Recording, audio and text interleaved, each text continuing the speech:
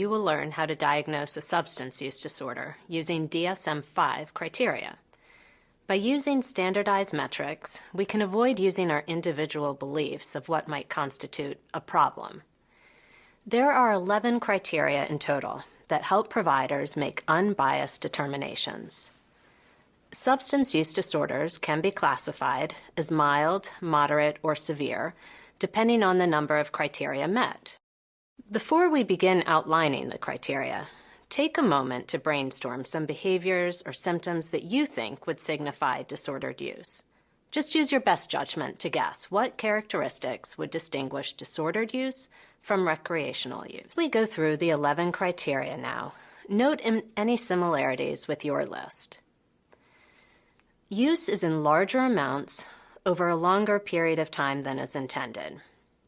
An example is the person who says that they'll have one drink at the bar and ends up staying all night, maybe has 5 drinks, or a person who plans to use 1 line of cocaine on a Friday evening and instead uses all weekend. The next criteria is increased time spent using the substance.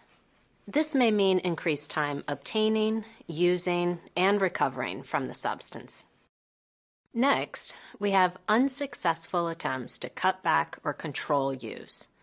Loss of control is a defining factor of addiction. We often hear people say that they will limit their substance use and there's a wish that they could control the use, but that's just it. The person's unable to have 1 drink or 1 line of cocaine in a sustained way. Inevitably, it returns to larger amounts. It's important to say here, too, that this is not a matter of willpower. This is not a weakness on the individual's part. Next, we have activities given up.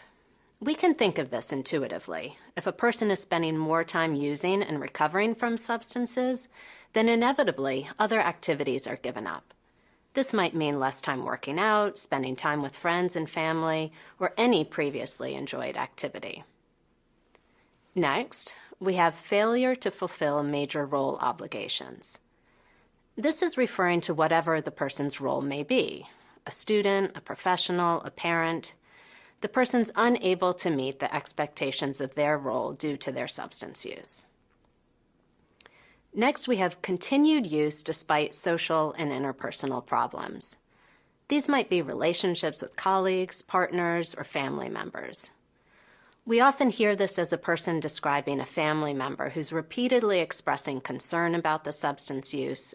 It might refer to arguments when the person's intoxicated, or in very disruptive ways, like stealing, financial disruption, or even legal problems.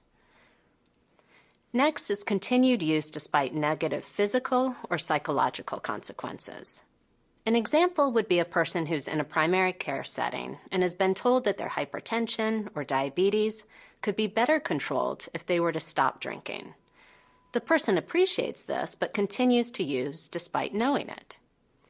Similarly, we might see a patient present with symptoms of depression, and they may be well aware that the substance use exacerbates the mood symptoms, however they continue to use.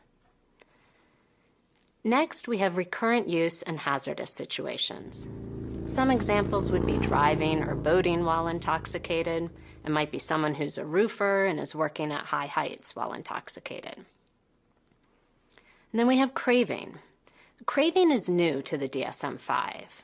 Craving refers to a person being preoccupied with using the substance so that they cannot think of anything else until they have obtained and used the substance. Then we have tolerance, which refers to a person needing to use more of a substance to achieve the same effect.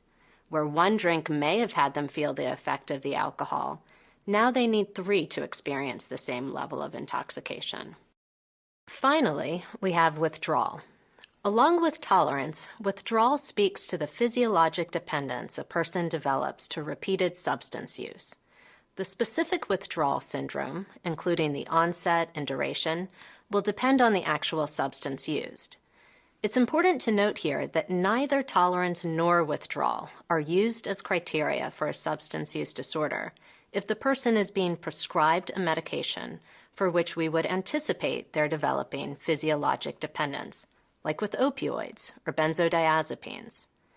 Without other criteria being met, A person who is prescribed opioids that has tolerance and withdrawal symptoms when the substance is removed would not meet criteria for a substance use disorder. Now that we've covered the 11 criteria, one way to keep track of the 11 different criteria is to group them into 3 categories called the 3 C's of addiction.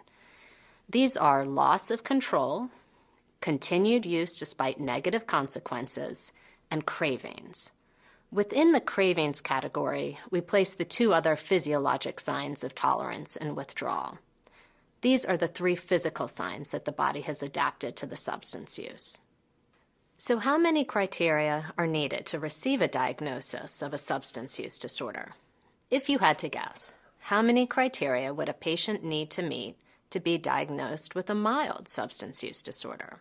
Since the DSM-5 was published in 2013, only 2 criteria are needed to meet criteria for a mild substance use disorder. If someone meets 4 or 5 criteria, that's considered a moderate substance use disorder, and 6 or more reported criteria signify a severe disorder.